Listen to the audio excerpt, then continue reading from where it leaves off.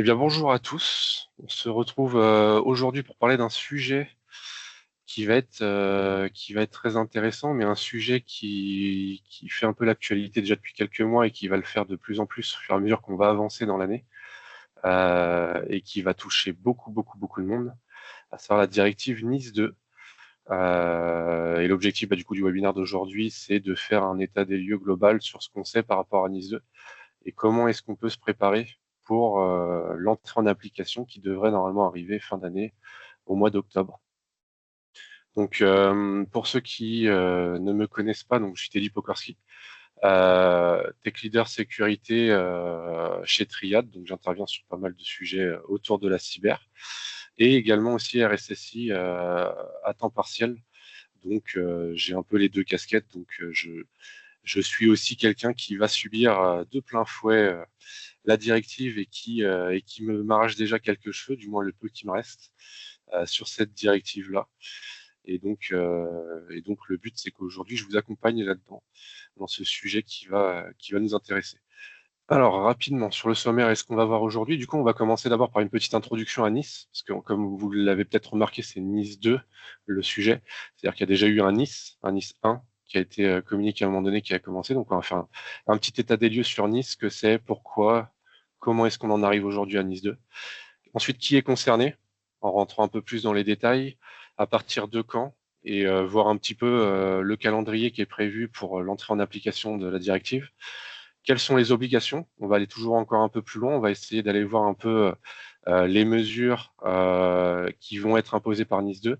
Essayer de voir aussi ce qui est important de faire pour avancer dans cette mise en conformité et les clés, surtout pour essayer d'y avancer dans les meilleures dispositions. Ensuite, on fera une petite synthèse pour résumer un peu tout ce qui aura été dit, parce qu'il y a beaucoup d'informations qui vont être données. Et puis enfin, un petit échange questions-réponses où j'essaierai de répondre à vos questions du mieux que je le peux. Donc on est parti. Alors rapidement, Triad, pour ceux qui ne connaissent peut-être pas, donc Triad est un quasi pure player sécurité et aussi sur la partie collaborative infrastructure. Donc on peut vous accompagner et vous conseiller donc sur pas mal de sujets différents, aussi bien sur la partie Modern Workplace, infrastructure on-prem ou Azure, et sur tous les sujets sécurité, à savoir aussi bien mise en production, mise en situation des solutions de sécurité. On est aussi sur la partie DWAL SOC, on a un SOC qui est managé, et on peut vous accompagner dans la plupart de vos projets, que ce soit infra ou cyber. Hop. Alors, petite introduction, rentrons dans le vif du sujet. Qu'est-ce que NIS 1 et pourquoi cette directive est donnée par l'Union européenne?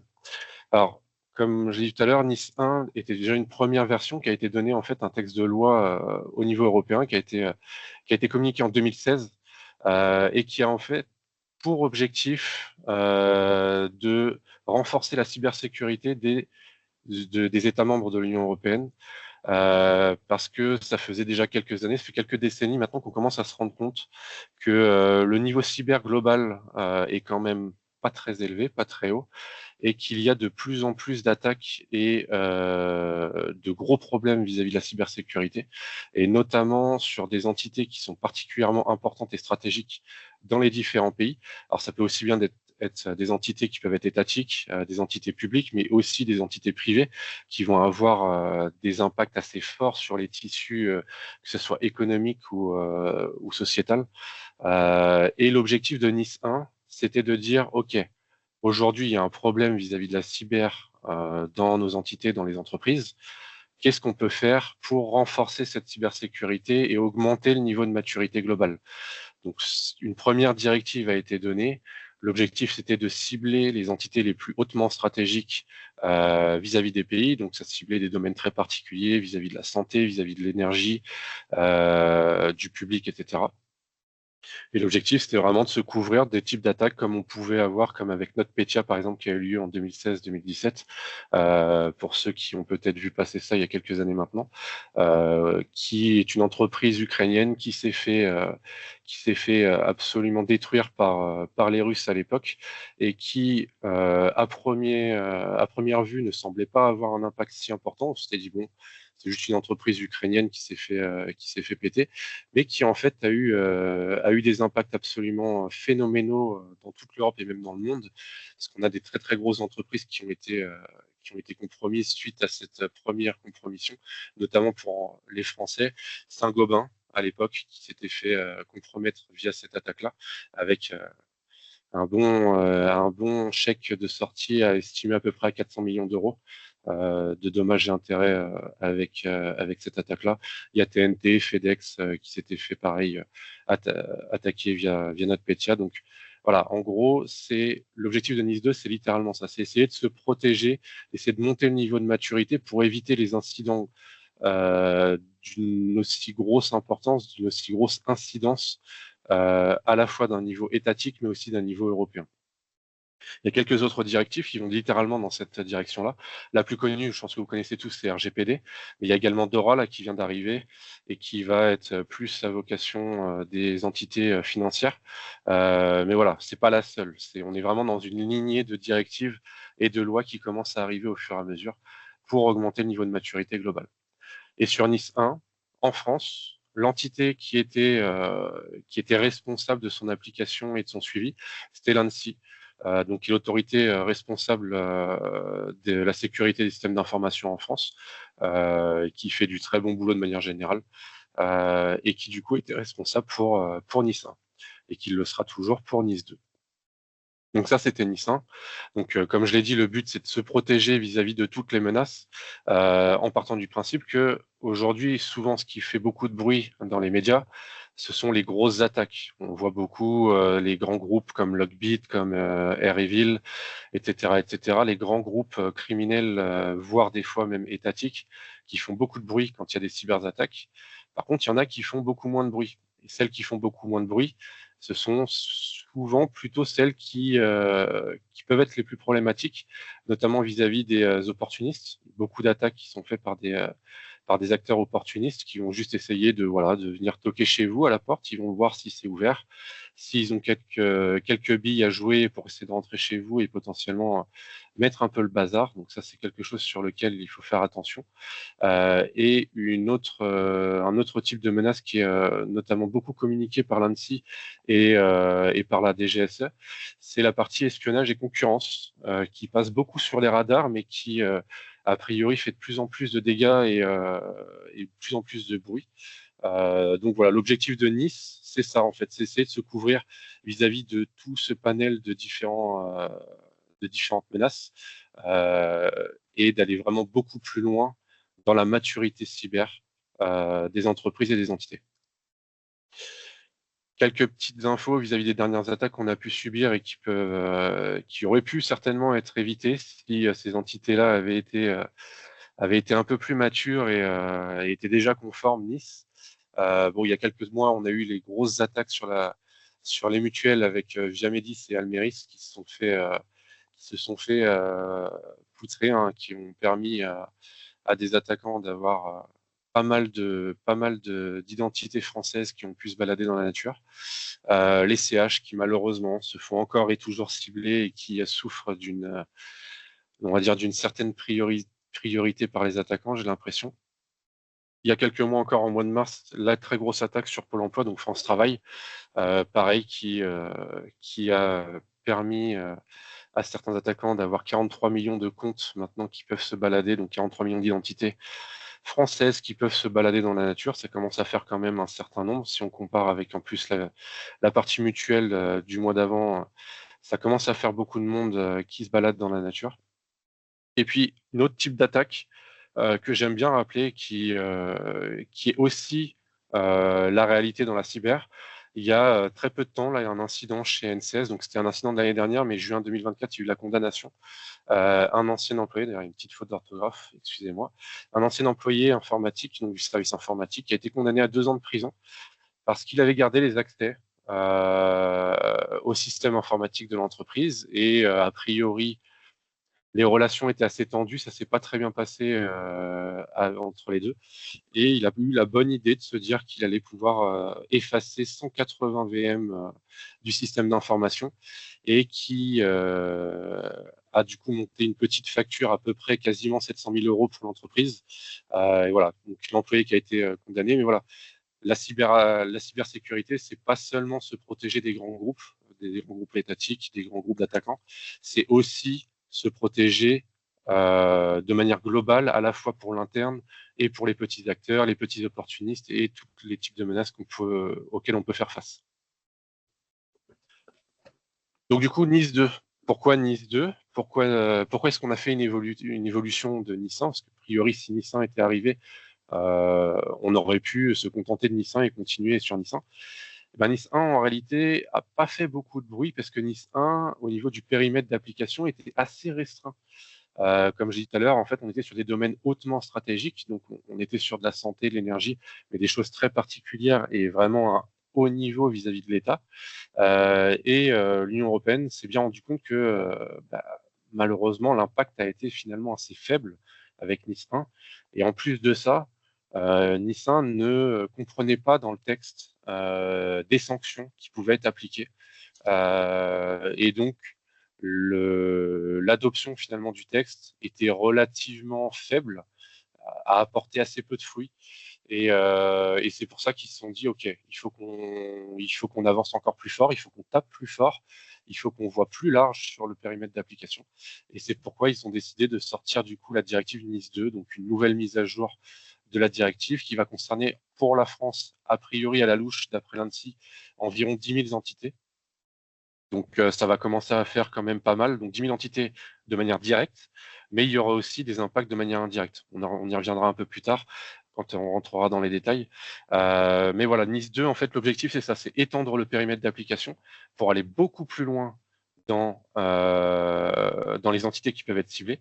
On va aller cibler des domaines stratégiques à un niveau étatique, mais aussi à un niveau régional. Et en plus de ça, on va venir ajouter des sanctions en cas de manquement qui vont pousser, normalement, les entités à se conformer à la directive.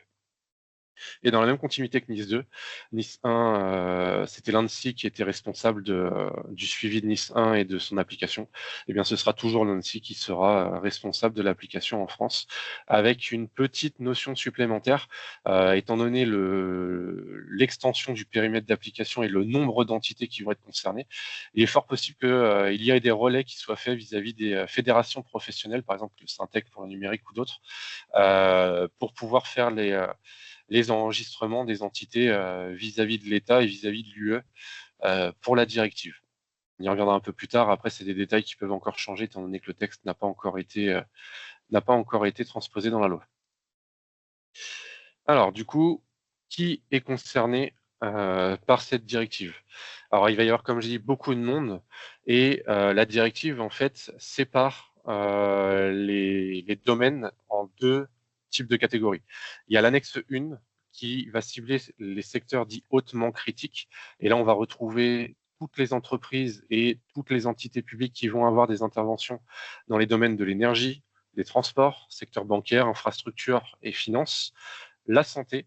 Donc là, on est sur des choses qui sont relativement classiques, l'eau potable aussi, l'eau usée, le traitement des eaux usées et le transport de toutes les eaux. Et on va venir rajouter en plus à Nice 1 toute la partie numérique. Et c'est là que ça va commencer à faire du monde parce qu'il va y avoir toute la partie infrastructure numérique. Donc, il va y avoir les registrars, les fournisseurs de services de confiance, donc par exemple les fournisseurs de certificats d'enregistrement de nom de domaine. Il va y avoir potentiellement les réseaux sociaux. Et il va y avoir aussi également un autre secteur qui va être très très fortement impacté, qui va être la gestion des services TIC. Alors là, dit comme ça, c'est un peu flou, c'est un peu, c'est pas trop de quoi ça parle. Le TIC dans la loi, c'est les technologies de l'information et de la communication. Donc autrement dit, les ESN et toutes les entreprises qui vont faire en fait du B2B vis-à-vis de l'informatique et qui vont avoir des services gérés et des services de sécurité gérés vont être directement impactés. Et donc là, ça signifie normalement, si vous avez un peu suivi, que Du coup, les entités avec qui on travaille, potentiellement, les partenaires, les prestataires, vont aussi être fortement impactés. Ensuite, il va y avoir les administrations publiques, évidemment, et puis le domaine de l'espace dans l'annexe 1. Et enfin, dans l'annexe 2, on va avoir encore d'autres secteurs qui sont dits un peu moins critiques, mais qui sont quand même avec une certaine importance vis-à-vis de l'État ou des régions. Les services postaux et d'expédition, la gestion des déchets, la gestion des fabrications, production et distribution de tout ce qui est produits chimiques. Il va y avoir aussi tout ce qui va être lié à l'agroalimentaire et la distribution alimentaire. Tout ce qui va être lié plus ou moins à l'industrie. Alors là, ça va dépendre en fait de la taille et du secteur d'activité et du caractère critique des industries, les fournisseurs numériques encore, et puis le domaine de la recherche qui va aussi être ciblé. Donc ça, c'est les deux annexes qui vont dire, OK, dans quel domaine est-ce qu'on peut être ciblé.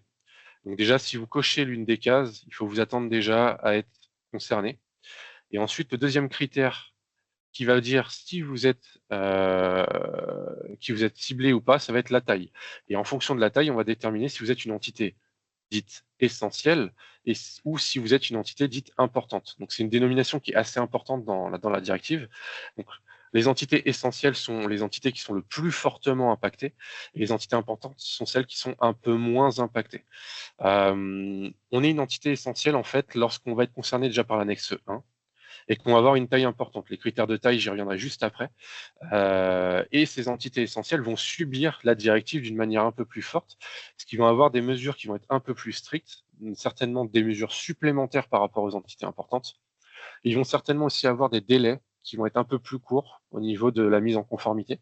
Il faudra enclencher la marche un peu plus rapidement certainement que pour les entités importantes. Il y aura aussi des contrôles qui vont être faits vis-à-vis de la conformité. Les entités essentielles devront subir des contrôles qui pourront être proactifs. Donc ça, c'est une petite notion qui est importante parce que autant les entités importantes, elles, pourront subir un contrôle en cas de manquement, c'est-à-dire en cas d'incident de sécurité ou en cas de dénonciation. Alors, a priori, on verra s'il y a de la dénonciation dans le texte français, mais on a des voisins qui apparemment aiment bien la dénonciation.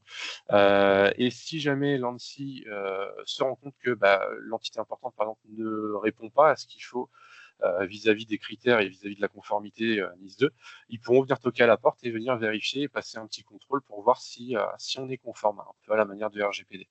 Mais les entités essentielles, elles auront ce type de contrôle-là en cas de manquement, mais auront également la capacité de subir des contrôles de manière proactive, donc avant même de subir des incidents pour vérifier qu'ils sont bien en conformité de manière générale. Et enfin, les sanctions qui vont évoluer en fonction de si vous êtes une entité essentielle ou une entité importante. J'y reviendrai un petit peu plus en détail et je donnerai un peu plus d'informations là-dessus. Et donc, du coup, le critère de taille que je donnais juste avant, il va être dépendre en fait du nombre d'employés ou du chiffre d'affaires. Attention, c'est bien ou du chiffre d'affaires ou du bilan annuel. C'est-à-dire que si on coche la case dans l'une des trois catégories, alors on fait partie de la taille qui est concernée. Donc, typiquement, pour donner un exemple, si une entité fait plus de 250 salariés, on va dire 260 salariés, a un chiffre d'affaires de 10 millions d'euros et un bilan annuel, je sais pas, on va dire à 10-15 millions, eh bien, peu importe le fait que le chiffre d'affaires soit à 10 ou en dessous ou le bilan en dessous, si le nombre d'employés dépasse 250, alors on la considère comme une entité de taille intermédiaire ou grande. Et donc à ce moment-là, si l'entité est concernée par les domaines d'application de l'annexe 1, c'est une entité qui sera dite essentielle. Si jamais elle fait partie des domaines cités dans l'annexe 2, alors ce sera une entité dite importante. Et donc là, c'est là qu'on va pouvoir déterminer en fait où est-ce qu'on se situe vis-à-vis de l'entité essentielle, de l'entité importante, ou si tout simplement on n'est pas concerné. Donc critères de taille, nombre d'employés, ou chiffre d'affaires, ou bilan annuel. Et ensuite, on regarde quel domaine est concerné, si on est dans l'annexe 1, si on est dans l'annexe 2. Et là, à ce moment-là, on sait dans quelle case on se situe. Je donnerai à la fin du webinaire un lien. Il y a un petit questionnaire très rapide qui a été fait par l'ANSSI qui permet de savoir rapidement si vous êtes concerné et si vous êtes une entité essentielle ou si vous êtes une entité importante. Et enfin, sinon, si vous n'êtes pas concerné, tout simplement. Alors attention, je ne sais pas si vous l'avez vu, il y a une petite astérix. il est marqué sauf exception et désignation. Alors, c'est un critère qui est particulièrement important. Et là, on peut se dire, comment ça, des exceptions? Ben oui, il peut y avoir des exceptions vis-à-vis de certains critères très particuliers, peu importe la taille. C'est-à-dire que peu importe si vous êtes une entité de très grande taille ou de petite taille, et si vous avez des chiffres d'affaires qui sont très faibles, il peut y avoir certains critères qui vont faire que vous rentrez dans les cases dites exceptions et qui va tout de suite vous nommer comme étant entité essentielle ou entité importante. Donc là, il faut faire attention. Donc, c'est notamment, par exemple, le cas pour les fournisseurs de réseau, les prestataires de services de confiance, donc liés à tout ce qui est lié à certificat, les registrars, eux, d'office, peu importe la taille, c'est essentiel. Donc, ils seront impactés de plein fouet. Il n'y aura pas de question de taille pour cela. Ensuite, il y a un autre facteur qui va être le fait de si vous êtes le seul prestataire d'un service dit essentiel à des activités sociétales ou économiques qui sont critiques pour l'État ou pour la région. Là, c'est pareil, pas de notion de taille, vous serez essentiel. Petit exemple, par exemple, pour expliquer ce petit point-là, admettons que vous êtes le seul brasseur de bière de tout l'ouest de la France et qu'on arrive en pleine période du Hellfest au hasard. Bah là, vous vous doutez bien, l'impact sociétal est énorme. Parce que si jamais l'entreprise, le seul brasseur de tout l'ouest de la France, ne peut plus fournir le Hellfest, voilà, il va y avoir des émeutes, ça va être une catastrophe. Impact très très fort, seul prestataire, impact critique pour le tissu économique et pour le tissu sociétal. Du coup, même si le brasseur il est tout seul dans sa petite brasserie et qu'il a un chiffre d'affaires relativement faible, bon, avec le Hellfest normalement ça devrait aller, mais imaginons, et bien là tout de suite ce brasseur-là se retrouverait en entité essentielle, bien que normalement il n'aurait pas dû être concerné parce que critère de taille non conforme vis-à-vis des tailles des entités. Pourtant, seul prestataire critique essentiel. Même chose pour tout ce qui va être entité critique pour l'État ou pour la région, avec un très fort impact en cas de dysfonctionnement, à la fois sur la sécurité, sur la sûreté ou sur la santé publique, ou alors qui peut provoquer un risque dit systémique sur le secteur avec des impacts transfrontaliers, donc en gros des impacts qui vont aller au-delà des frontières françaises et qui peuvent potentiellement gêner nos voisins européens. Donc là, c'est pareil, automatiquement, vous serez catégorisé comme étant essentiel. Typiquement, si on donne un cas de figure, bah, ce sera encore le cas avec une entité qui va avoir une activité qui va être très très forte sur son secteur. On peut donner le cas par exemple d'Orange. Orange, demain, si, admettons, imaginons que Orange soit une toute petite entité, néanmoins, si Orange tombe demain, le réseau européen va avoir de très très très gros problèmes. Là, forcément, l'impact va être monstrueux à la fois en Europe, mais aussi côté monde. Donc là, automatiquement, même si Orange était une toute petite entité, ça serait une entité essentielle automatiquement. Et enfin, il y a une dernière catégorie d'exception, et là, malheureusement, on ne peut pas vraiment l'anticiper. C'est l'ANSSI qui va décider automatiquement certaines désignations et qui peut très bien venir vous voir et vous dire, vous êtes une entité essentielle ou vous êtes une entité importante, parce qu'ils peuvent très bien dire que vous êtes aussi une entité importante, et vous allez devoir vous conformer à NIS 2. Donc là, c'est malheureusement à l'appréciation de l'ANSSI, ça on peut difficilement l'anticiper, bien que, bon, normalement, vous savez un peu dans quelle activité vous œuvrez et ce que vous faites. Donc, vous pouvez déjà avoir une idée de est-ce que l'ANSSI va venir vous voir ou pas. Donc attention à ces exceptions-là qui peuvent surprendre. Et les partenaires dans tout ça. Alors, ça, c'est une autre partie de Nice 2 qui est particulièrement importante. C'est la notion, parce que Nice 2 veut renforcer la sécurité et la maturité globale de toutes les entités, mais il va essayer de l'augmenter vraiment de manière très transverse vis-à-vis de tous les secteurs de la cybersécurité. Aujourd'hui, on le voit de plus en plus, il y a des attaques qui font de très très gros dégâts lorsque ce sont des attaques dites de supply chain. Les attaques dites de supply chain, c'est des attaques en fait quand il va y avoir une compromission qui va remonter loin en amont dans la chaîne de partenaires et de fournisseurs de services et qui va en fait descendre les échelons petit à petit jusqu'à atteindre les entités qui sont réellement visées par les acteurs. Si je vous donne un exemple très rapide, on pourrait très bien imaginer que une petite librairie qui est utilisée dans un développement, dans un logiciel, qui au hasard est soutenue par un geek dans son garage à des centaines, des milliers de kilomètres d'ici, mais qui soutient le projet tout seul. Voilà, il a fait ça dans son garage. Quelque chose qui est devenu super intéressant et super important dans des librairies qui sont utilisées dans des logiciels. Imaginons que ce projet-là se fasse compromettre par un attaquant. l'attaquant vient injecter du code dans cette librairie-là. Automatiquement, ça va commencer à descendre les échelons dans les produits qui vont être développés en dessous. Imaginons qu'il n'y ait pas de vérification qui soit faite par les développeurs. La librairie infectée est intégrée dans les différents produits, va être intégrée dans les différentes mises à jour, et ça va se répandre comme ça petit à petit dans toutes les entités qui vont être en dessous et qui vont être clientes du dit développeur ou du dit éditeur de logiciel. Et donc ça, c'est un gros problème parce qu'on l'a vu dès ces dernières années, avec des compromissions qui peuvent être particulièrement gênantes et particulièrement importantes, et avec en plus des rebonds qui peuvent faire très très mal, parce qu'après, du coup, on va se dire, mais à qui la faute? Qui est responsable? Il y a des dizaines d'entités qui se sont fait attaquer, qui se sont fait compromettre. Comment est-ce qu'on s'en sort? Et comment est-ce qu'on sort de cette situation? Donc NIS2 vient aussi frapper sur ce pan-là, sur la partie supply chain, et va venir imposer certaines choses vis-à-vis des partenaires et vis-à-vis des prestations, etc., qu'on peut avoir, donc notamment au niveau des contrats qu'on va pouvoir imposer, que ce soit à nos partenaires, fournisseurs de services, prestataires, clients, etc., etc. Donc là, c'est quelque chose qu'il va falloir faire attention, il va falloir être vigilant, parce que vous pouvez très bien être impacté directement par la norme, donc, parce que vous êtes une entité qui fait partie d'une des deux annexes vis-à-vis du domaine, parce que vous êtes une entité d'une certaine taille, mais vous allez aussi pouvoir subir la directive NIS2 de manière indirecte. Si vous travaillez avec une entité qui, elle, subit NIS2 directement, ils vont avoir le devoir de vous imposer un certain nombre de mesures de sécurité. Ils auront le devoir de contrôler que vous respectez bien un certain niveau de maturité.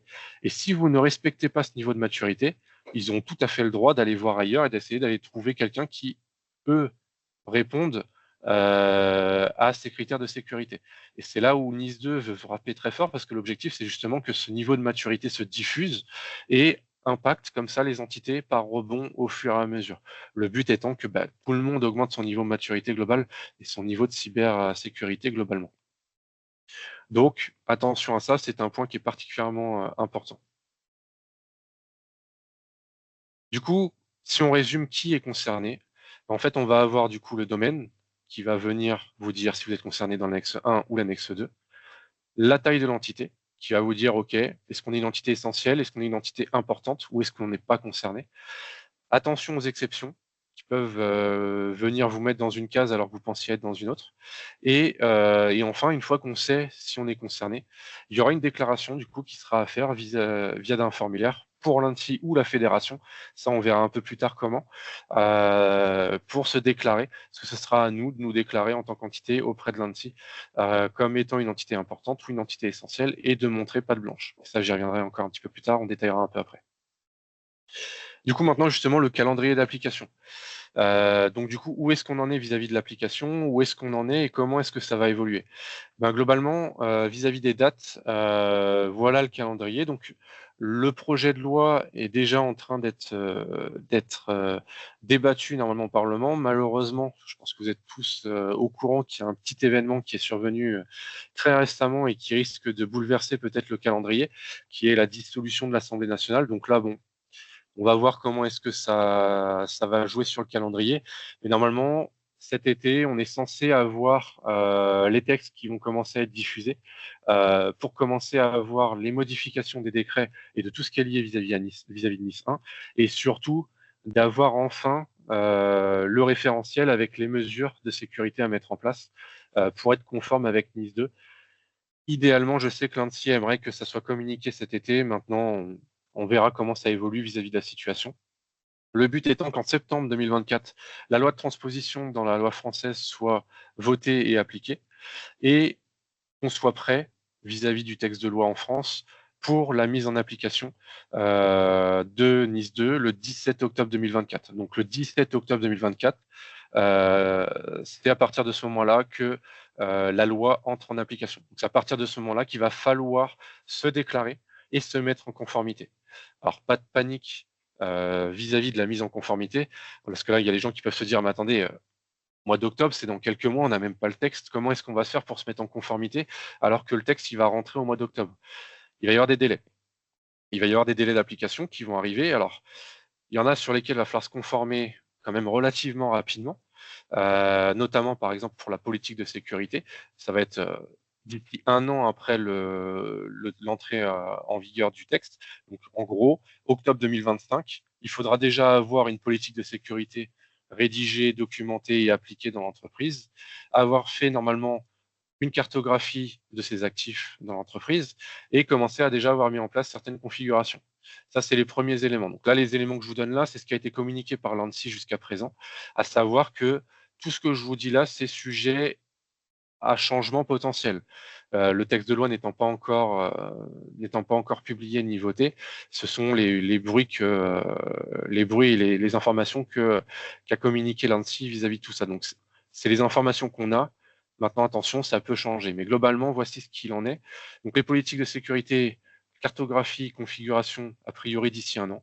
Et ensuite, on aura entre 2 et 3 ans, selon la taille de l'entité, selon le fait que le SI était déjà existant, selon si on était une entité déjà ciblée par Nice 1 ou si on est une nouvelle entité ciblée par Nice 2. On aura entre 2 et 3 ans pour se mettre en conformité vis-à-vis de l'ensemble des articles. Alors les articles, il y en a un certain nombre, vous inquiétez pas, je donnerai plus d'informations juste après. Donc voilà globalement vis-à-vis des délais d'application qu'il y aura, donc pas de panique, on n'est pas non plus dans l'urgence, mais il va quand même falloir commencer à y réfléchir et à avancer dessus. Vis-à-vis de l'Europe, où est-ce qu'on en est? Parce que du coup, c'est une directive européenne, donc l'Europe est aussi concernée. Bah, vis-à-vis de l'Europe, la France, c'est pas trop mal. On n'est pas les plus en avance, mais on n'est pas trop mal situé.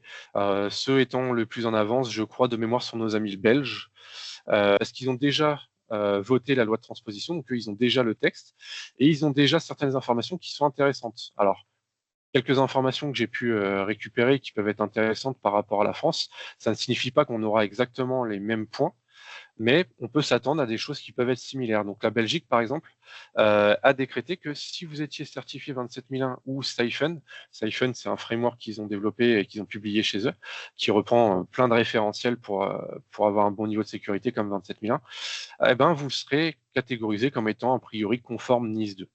Ça, c'est le premier point. Deuxième point, après l'entrée en application, les entités ont 5 mois, a priori, en Belgique, pour se déclarer.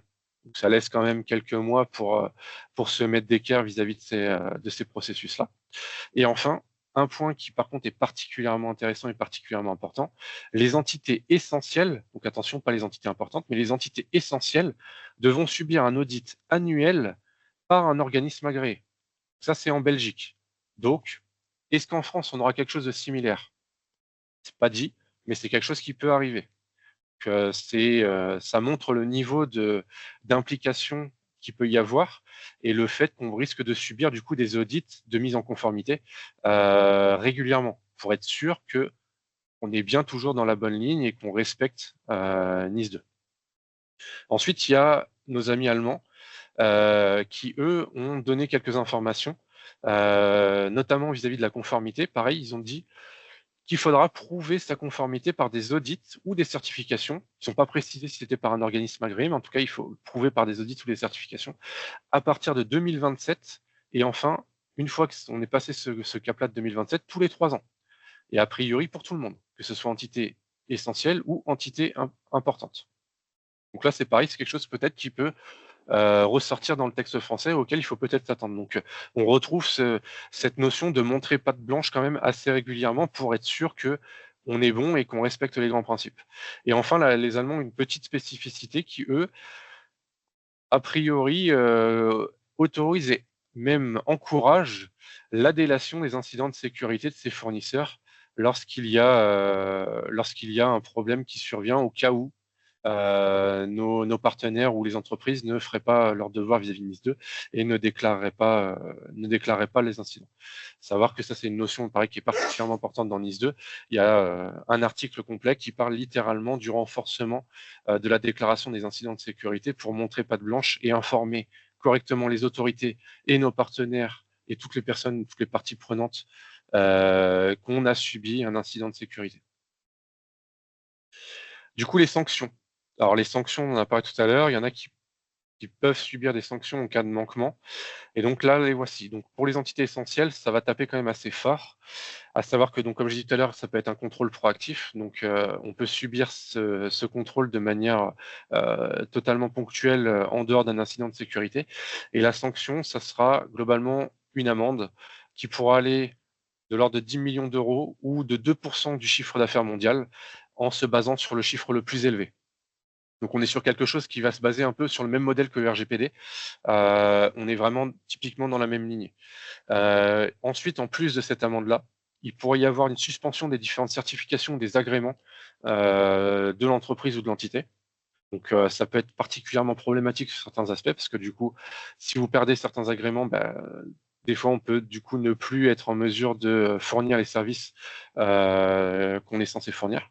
Et enfin, une autre notion qui est particulièrement importante, NIS 2 prévoit la suspension possible du dirigeant d'exercer ou de la dirigeante d'exercer son devoir de dirigeant en l'impliquant avec un engagement pénal ou civil. Ça va dépendre de la transposition dans la loi française. Mais du coup, le dirigeant ne sera plus en mesure de pratiquer et de répondre de son rôle vis-à-vis de l'entreprise. Ça, c'est une notion qui est particulièrement importante et qui s'applique aussi pour les entités importantes. Pour les entités importantes, au niveau de l'amende, on est un tout petit peu plus faible, mais ça peut piquer quand même aussi. Donc, on est dans la même lignée, 7 millions d'euros ou 1,4% du chiffre d'affaires mondial, et la même chose pour les suspensions des certifications, des agréments et du dirigeant. Une petite notion particulière pour les entités publiques. Aujourd'hui, alors attention, ce n'est pas acté dans le marbre, mais a priori, on s'approcherait sur un modèle similaire au RGPD, à savoir que les entités publiques, du coup, ne subiraient peut-être pas tout à fait les mêmes sanctions, ou du moins, au niveau de l'amende, ce serait certainement différent. À savoir que la CNIL, aujourd'hui, quand une entité publique est non conforme à RGPD, ils viennent taper fort sur les doigts, mais il n'y a pas une amende qui est imposée à l'entité. Donc là, il faut s'attendre à quelque chose qui soit un peu plus ou moins similaire au RGPD, mais attention, c'est encore sujet en étude et ce n'est pas acté dans le marbre. Donc voilà pour les sanctions. Un autre point qui est particulièrement important, c'est la notion de présomption de responsabilité. Au contraire du droit français où il y a une présomption d'innocence, là, vis-à-vis de Nice 2, ce n'est pas à l'autorité de démontrer la faute, mais ce sera à l'entité de démontrer de manière documentée qu'elle a sécurisé son SI, qu'elle a fait tout ce qu'il fallait vis-à-vis de Nice 2, et donc montrer pas de blanche et dire, écoutez, moi, regardez, j'ai fait tout ce qu'il faut, j'ai bien documenté comme il faut, je suis les processus, j'ai fait mon analyse de risque, etc. Et je fais ce qu'il faut vis-à-vis de NIS 2 pour me mettre en conformité et avoir un bon niveau de cybersécurité. Et ça, c'est une notion qui est importante parce que ça signifie que l'ANSSI, s'ils viennent toquer à votre porte et qu'ils se rendent compte que vous ne faites pas correctement les choses, ce ne sera pas à eux de prouver que vous ne le faites pas, mais ce sera bien à vous de dire si, on suit les processus, du moins on essaye du mieux possible, et du coup, l'ANSSI n'aura pas à s'embêter vis-à-vis de la faute à démontrer. À savoir que l'ANSSI a également communiqué quand même sur le fait qu'ils agiraient en bonne intelligence, dans le sens où, comme pour le RGPD, si l'entité montre une bonne volonté et qu'elle s'implique et qu'elle essaye de faire les choses très correctement, ils auront tendance normalement à agir de manière intelligente et à ne pas faire n'importe quoi et bêtement mettre une amende ou les très grosses sanctions. Ils ont montré une certaine volonté de faire ça correctement, de faire ça de manière intelligente. Donc voilà, si vous êtes dans une bonne démarche, une bonne volonté, même si on peut avoir des trous à un moment donné, c'est pas censé être non plus ultra critique. Il faut s'attendre à ce que l'ANSSI fasse preuve de bonne intelligence. Enfin, du coup, maintenant qu'on a vu qui est concerné, qu'on a vu quels étaient les délais d'application et comment est-ce qu'on était en Europe et quelles étaient les sanctions, on va se poser la question du coup, ok, mais qu'est-ce qu'on subit et qu'est-ce qu'il va falloir faire pour se mettre en conformité? Eh bien, NIS 2, dans les grandes lignes, ce qu'il faut se dire, c'est qu'on est basé sur une approche par le risque, Et le but, c'est de venir gérer en fait les problématiques de cybersécurité en s'approchant le plus possible des systèmes de management. Pour ceux qui connaissent les différentes normes ISO, notamment 27001, 9001, 22301 ou 14001, qui sont par exemple les systèmes de management de qualité pour 9001, pour l'environnement avec 14001, ou pour la sécurité des systèmes d'information déjà avec 27001 ou 22301 pour le PCA-PRA. On va être dans la même approche, exactement vraiment dans le même type d'approche. C'est-à-dire qu'on va essayer d'avoir une approche par le risque, on va essayer d'identifier, d'avoir une belle cartographie de nos actifs, de nos activités. On va avoir une approche vis-à-vis des scénarios de menaces qui peuvent s'appliquer sur l'entité, sur nos activités.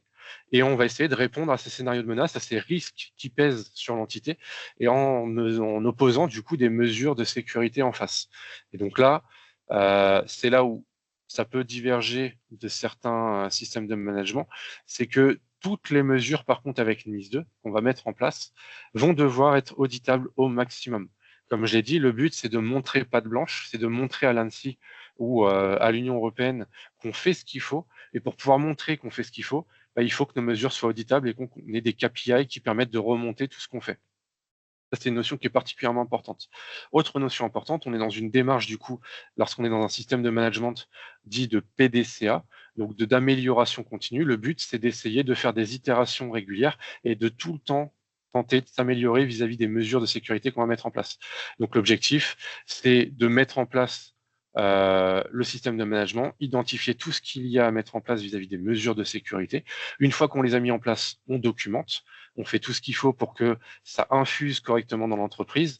Et une fois qu'on a mis en place, qu'on a bien infusé, qu'on a bien documenté, que les processus sont censés être adoptés, on vient vérifier. On vérifie, on fait des tests, on fait des audits, on valide ce qui fonctionne, ce qui ne fonctionne pas. Ce qui fonctionne, on le maintient. Ce qui fonctionne pas, on essaie de voir ce qu'on peut faire pour l'améliorer. Et on continue comme ça en faisant des itérations au fur et à mesure des années, toujours en essayant de fonctionner en mode amélioration continue. Dans le détail, NIS 2 est construit avec des articles, des grands articles qui reprennent tout un tas de mesures. Il y a plein d'articles, du coup, qui sont différents et qui vont venir s'appuyer sur des grands pans différents vis-à-vis de la cybersécurité. Et on va retrouver, du coup, différents sujets très importants. Au niveau des mesures qui sont dites plus organisationnelles, on va avoir déjà le fonctionnement forcément par le risque, donc la gestion et l'approche par le risque. Donc il va falloir réaliser des analyses de risque tout simplement. Autre point important, évidemment, il va falloir avoir une cartographie des actifs, des matériels, que ce soit de manière physique, mais également immatérielle, tout ce qui va être logiciel, et s'assurer de leur protection et qu'on met en place des mesures de sécurité vis-à-vis de ça. Point particulièrement important également, il va falloir avoir évidemment une politique SSI. Si on n'a pas de politique SSI, c'est difficile de donner la marche à suivre et la stratégie que l'entité va devoir suivre. L'objectif de la politique SSI, c'est de donner un cap, de dire, OK, toute l'entreprise, on va aller dans cette direction-là et on va essayer de se conformer au maximum dans cette direction-là. Donc, il va falloir posséder une politique SSI, documenter et surtout appliquer et adopter dans l'entreprise. Il va y avoir aussi pas mal de sensibilisation et de formation à mettre en place dans les entreprises, parce que on l'a vu depuis maintenant pas mal d'années, un facteur clé lors des compromissions, c'est souvent le facteur humain. Lorsque les gens ne sont pas sensibilisés, ne sont pas formés aux risques cyber, c'est là où on peut avoir des gros problèmes dans notre chaîne de protection. Donc là, c'est pareil, il y a un point majeur dans NIS 2 autour de la formation et de la sensibilisation.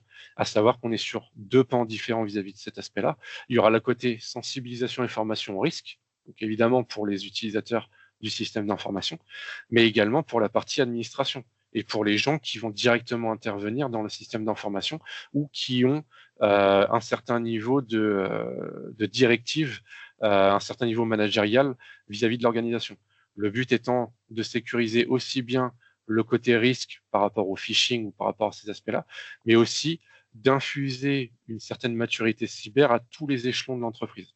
Donc là, attention, c'est particulièrement important de ce point de vue-là. Vis-à-vis des mesures organisationnelles, on a aussi également un très fort renforcement des mesures par rapport à tout ce que j'ai dit autour de la chaîne d'approvisionnement. Le but étant d'imposer un niveau de sécurité à soi-même, à nous, l'entité qui va subir NIS 2, mais également aux entités avec qui on travaille. Donc, vis-à-vis de nos fournisseurs, vis-à-vis des clients avec qui on travaille, vis-à-vis de nos partenaires, de nos prestataires. Et donc là, dans ce cadre-là, il va falloir apporter un certain niveau de sécurité par rapport à la chaîne d'approvisionnement, par rapport à nos sous-traitants. Mais en plus de ça, vis-à-vis de cette conformité qu'il va falloir imposer, on va forcément l'imposer au travers des contrats. Donc, il y a tout un aspect juridique à mettre en place et les contrats qui vont être à renforcer vis-à-vis de cette partie-là. Et vous allez certainement voir du coup vous-même, si vous travaillez avec des entités qui vont être concernées par l'ISE, qui vont vous imposer un certain nombre de mesures vis-à-vis des contrats. Et ils vont peut-être même vous demander aussi du coup un PASS, le plan auditable d'assurance sécurité, qui va être en fait un moyen contractuel de montrer aux entités avec qui on travaille, de dire, OK, nous, tout ce qu'on met en place, c'est dans ce fameux PASS, dans ce fameux document. Et si jamais vous voulez vérifier qu'on met bien en place et qu'on respecte bien tous nos principes, eh ben, vis-à-vis de ce plan auditable d'assurance sécurité, vous serez en mesure de mener un audit auprès de l'entité en question pour vérifier qu'elle respecte bien ce qu'elle dit et ce qu'elle prétend faire. Et enfin, évidemment, une politique de gestion et de sécurisation des acquisitions. C'est aussi une petite partie dans NIS2 qui va venir sécuriser et renforcer la partie sécurisation lorsqu'il va y avoir des achats de nouvelles entités, l'intégration et des fusions. Au niveau des mesures techniques, il y en a tout un tas qui vont forcément être appliquées, notamment vis-à-vis de l'hygiène de base qu'on peut avoir, les grands principes de l'hygiène SSI qu'on connaît déjà et que l'ANSSI communique déjà dessus depuis des années, notamment avec le guide d'hygiène de l'ANSSI, où tout simplement il va falloir se conformer. Il va y avoir tout un tas de politiques vis-à-vis des contrôles d'accès, vis-à-vis de la sécurisation des réseaux, des chiffrements des communications, posséder certains systèmes de communication en cas d'urgence, dans le cas où notre système d'information se fait compromettre, comment est-ce qu'on communique.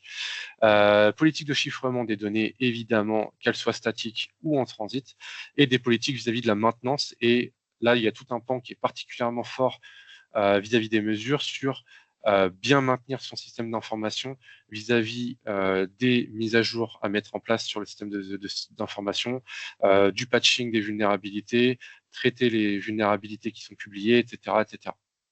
Pareil vis-à-vis du développement. Là, le développement va être aussi bien focus par la directive. Et une autre partie, par contre, qui est nouvelle. Je dirais pas forcément nouvelle lorsqu'on est déjà dans ces sujets-là de cyber, mais qui vient quand même imposer des mesures assez fortes. Ce sont toutes les mesures autour de la résilience. Donc, c'est-à-dire qu'il y a toute une partie qui va aller vis-à-vis de la gouvernance, vis-à-vis de l'organisation du système de management et du niveau de sécurité dans l'entreprise. Il y a des mesures techniques qui vont être à mettre en place, qui vont nous permettre de nous protéger en amont des incidents. Mais il y a tout un tas de mesures qui vont être imposées vis-à-vis de l'après-incident. Qu'est-ce qui se passe quand il y a un incident de sécurité? Qu'est-ce qu'on fait? Voilà, c'est pareil, il y a toutes ces mesures-là qui vont venir être imposées. Donc le fait déjà d'avoir un PCA, PRA documenté, fonctionnel, testé et éprouvé. Et attention, on parle bien d'un PCA, PRA et pas un PCI, PRI. Le but, c'est de sécuriser et de renforcer la sécurité de nos activités dans l'entreprise. Donc vraiment, on parle de l'activité au sens large de l'entreprise et pas seulement du système d'information. Auditer et réaliser des tests de résilience, bah oui, il va falloir tester qu'on est bien en conformité nous-mêmes, qu'on valide bien tout ce qu'il y a à faire et que ça fonctionne correctement.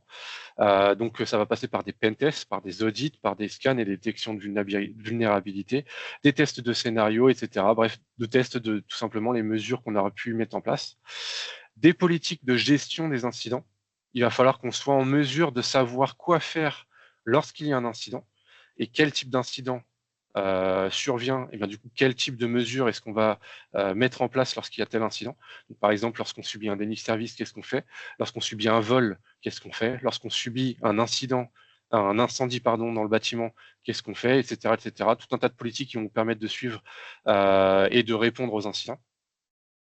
Des politiques vis-à-vis de la gestion de la crise, parce que c'est bien de savoir ce qu'on fait d'un point de vue technique quand il y a des incidents, mais c'est encore mieux de savoir comment est-ce qu'on réagit d'un point de vue gouvernance dans l'entreprise et comment est-ce qu'on va gérer la communication, comment est-ce qu'on va gérer les équipes en interne, comment est-ce qu'on va gérer les services, comment est-ce qu'on va réussir à fonctionner dans un mode dégradé. Donc là, pareil, apporter une forte fibre vis-à-vis de la gestion de la crise Et un autre point qui est particulièrement important et qui est nouveau dans NIS 2, c'est la politique de divulgation des incidents de sécurité.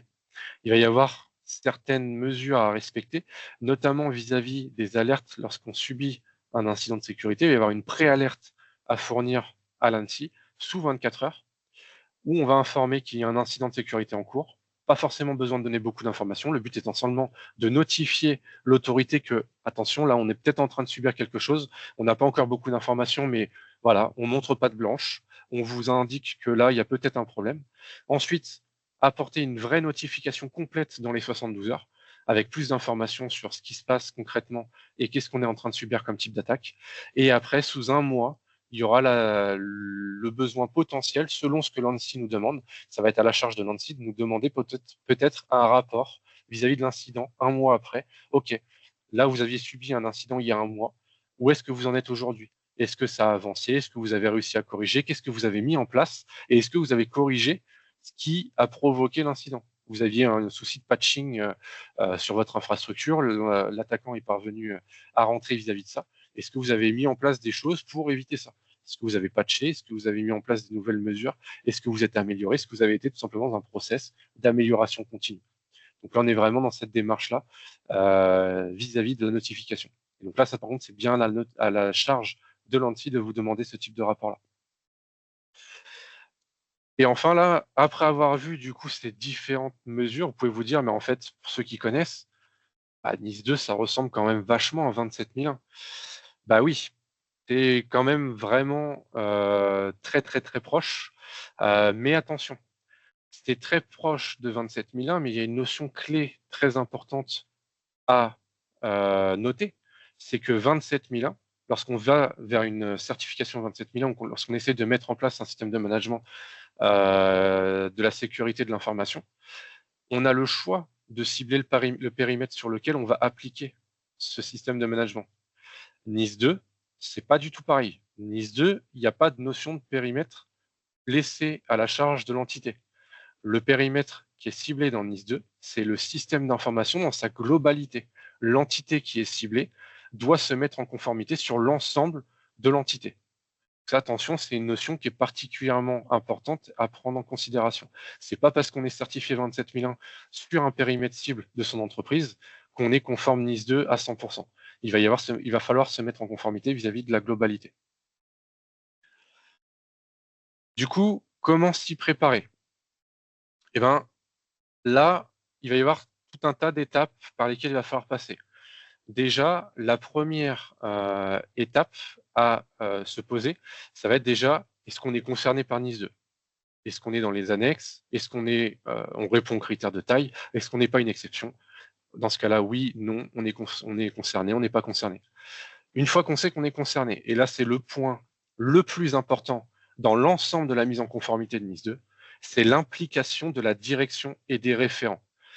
Ça va être un facteur qui va être clé si vous voulez vous mettre en conformité avec NIS 2. Si la direction n'est pas complètement impliquée et ne valide pas le fait de vouloir se mettre en conformité avec NIS 2, vous n'y arriverez pas. Mettre en place un système de management de la sécurité, ce n'est pas quelque chose qui se fait en un mois ou 2 mois, c'est pas quelque chose qui se fait très facilement. Et si la direction n'appuie pas d'un point de vue stratégique cette mise en conformité, ça risque d'être vraiment très compliqué de se mettre en conformité. Donc c'est un point majeur et clé. Il faut que la direction appuie cette direction, cette stratégie, cette mise en conformité, cette montée en maturité cyber, sinon ça n'avancera pas. Un autre point qui peut être particulièrement intéressant, c'est de nommer des référents pour effectuer ce suivi et cette mise en conformité. Par exemple, si on compare avec le RGPD, souvent on a un référent dans l'entreprise, le DPO, voire même plusieurs. Ben là, ça peut être la même chose pour NIS 2. C'est pas dit explicitement dans le texte, mais c'est quelque chose qui peut être une approche très intéressante lorsqu'on veut se mettre en conformité. Ça permet de segmenter les différentes responsabilités et d'avoir des personnes qui vont être responsables du suivi et de l'avancée du projet de mise en conformité. Donc ça, c'est le point majeur et particulièrement intéressant et important, l'implication de la direction et ensuite la dénomination potentiellement des référents. Et après, on va avoir toutes les autres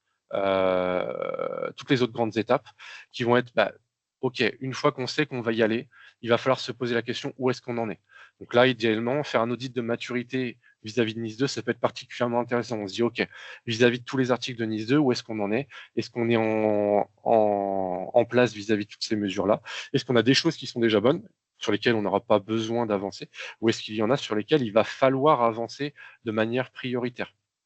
Et donc là, de ça, on va dresser en fait un plan d'action global, sans forcément rentrer trop dans les détails. Le but étant au début de se dire, OK, vis-à-vis des délais d'application, vis-à-vis du chantier à mettre en place dans l'informatique de l'entreprise et vis-à-vis de nos besoins et de comment est-ce qu'on fonctionne aussi, parce que le but, c'est que ce système de management soit au service de l'entreprise, et on va dresser un plan d'action global avec des priorités et on va y avancer dessus au fur et à mesure du temps. Ensuite, il va forcément falloir avancer sur la cartographie. C'est un point clé. On ne peut pas sécuriser ce qu'on ne connaît pas.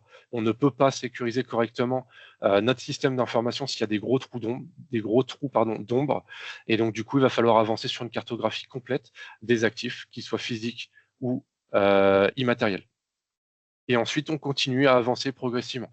On va découper les différents projets à mettre en place pour se conformer. Et on va avancer en fait dans la mise en place des mesures à la fois techniques, organisationnelles, rédiger la documentation, mettre en place des KPI pour avoir des remontées et pouvoir montrer patte blanche, etc., etc. Et on avance comme ça au fur et à mesure avec des découpages en projets au fur et à mesure, avec un suivi tout du long pour pouvoir commencer à avancer et se mettre réellement en conformité et monter la maturité. Une fois qu'on a commencé à mettre en place ces mesures, le but, après, c'est de les infuser dans l'entreprise. Une fois qu'on avance dans cette mise en conformité, c'est bien de mettre en place des choses. C'est mieux quand elles sont suivies, quand elles sont appliquées par l'entreprise, par tous les intervenants dans l'entreprise et par tous les chaînons. Ça, c'est quelque chose qui est particulièrement important et c'est pour ça que ça va être important de bien communiquer, d'être appuyé par sa direction et d'avoir une bonne communication globale dans l'entièreté de l'entreprise ou de l'entité. Et une fois qu'on a commencé à mettre en place toutes ces mesures, le système de management qui commence à être bien rodé et bien en place, eh ben, il va falloir le formaliser, finir toute la partie documentaire à avoir, mettre en place toutes les mesures organisationnelles restantes s'il y en a à mettre en place. Et enfin, on va venir auditer et tester. On va valider que tout ce qu'on a mis en place, ça fonctionne, que tout ce qu'on a mis en place respecte bien tout ce qu'on a dit qu'on allait mettre en place, et on va essayer d'être dans une démarche d'amélioration continue et de toujours reboucler encore et encore. Le but, c'est de gagner en maturité au moment T et ensuite de maintenir ce niveau de maturité, voire même de continuer à grimper au fur et à mesure des années et de la durée de vie du système d'information et de l'entreprise. Et donc là, on va répéter, répéter, répéter encore et encore. Particulièrement important. Vis-à-vis de l'accompagnement pour Nice 2, Triade, nous de notre côté, on est en mesure de vous accompagner vis-à-vis de ce suivi, vis-à-vis de votre mise en conformité, et on est en capacité de vous accompagner à la fois sur la partie mise en route, c'est-à-dire au départ, on va pouvoir vous aider, vous dire, bah voilà, vis-à-vis de NIS 2, vis-à-vis des informations dont on dispose aujourd'hui, voilà où est-ce que vous vous situez, avec une priorisation par rapport au chantier, par rapport aux besoins que vous pourriez avoir, ou vis-à-vis des délais d'application qui vont s'appliquer à vous, et pouvoir dresser avec vous un plan d'action macro pour pouvoir avancer dans cette mise en conformité. Et après, sur la partie plus mise en place des mesures et accompagnement technique, on est en capacité de vous proposer des accompagnements du coup sur les différents articles qui sont notés sur la droite. Et là, du coup, c'est en fonction de type de mesures que vous pourriez avoir à mettre en place, que ce soit la mise en place d'une solution de sécurité, la mise en place d'un SOC, comment est-ce qu'on va gérer les incidents, comment est-ce qu'on gère la continuité des activités, les sauvegardes, PCA, PRA, comment est-ce qu'on met en place les grands principes d'hygiène, faire des audits de sécurité, les remédiations, etc., etc., etc. Voilà, Triade est en mesure de vous accompagner sur ces questions-là. Donc, si vous avez à un moment donné des questions ou quoi, n'hésitez pas. Donc, en synthèse, si on fait un petit récap vis-à-vis des mesures, donc on l'a vu, l'objectif, c'est toujours dans une démarche circulaire et qui va aller en amélioration continue. Ça va être aussi bien sur la gouvernance que sur des parties très techniques, avec beaucoup de documentation, une forte partie qui va concerner les contrats et le juridique, attention aux partenaires et aux entités avec qui on va travailler, une partie audit, il va falloir tester, valider qu'on fait les choses correctement et le faire régulièrement pour montrer patte blanche de manière régulière.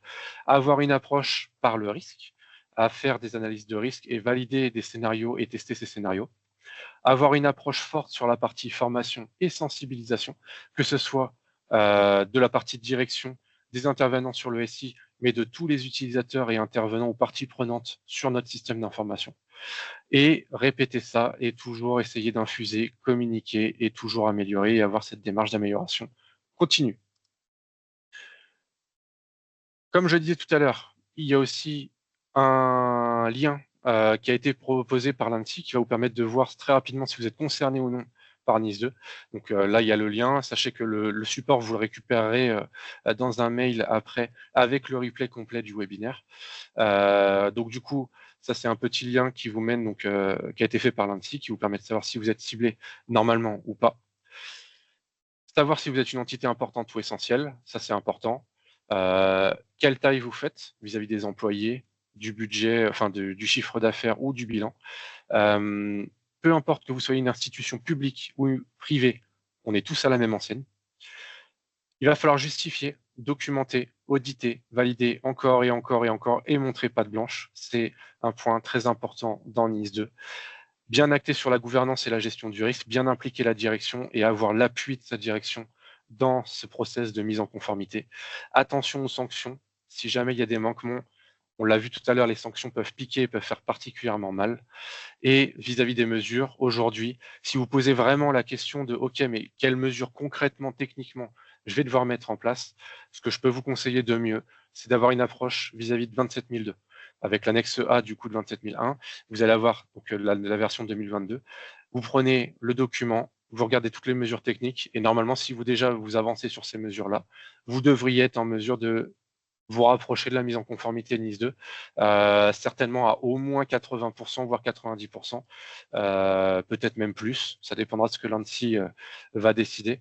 Mais globalement, si vous suivez ce type de référentiel, vous devriez y arriver très proche et avancer déjà très correctement. En bonus, sachez que lorsqu'on vous renverra le mail avec le replay du webinar et le support, vous aurez un lien qu'on a mis en place vers un petit questionnaire flash qui va vous permettre de savoir rapidement où est-ce que vous vous situez vis-à-vis de NIS 2, avec une manière quand même un peu plus détaillée que ce que l'ANSSI propose. Ça prend environ 5 minutes à remplir et ça vous permettra d'avoir un petit point de vue rapide. Donc ce sera un lien qui sera envoyé dans le mail qui vous sera communiqué par le service communication après.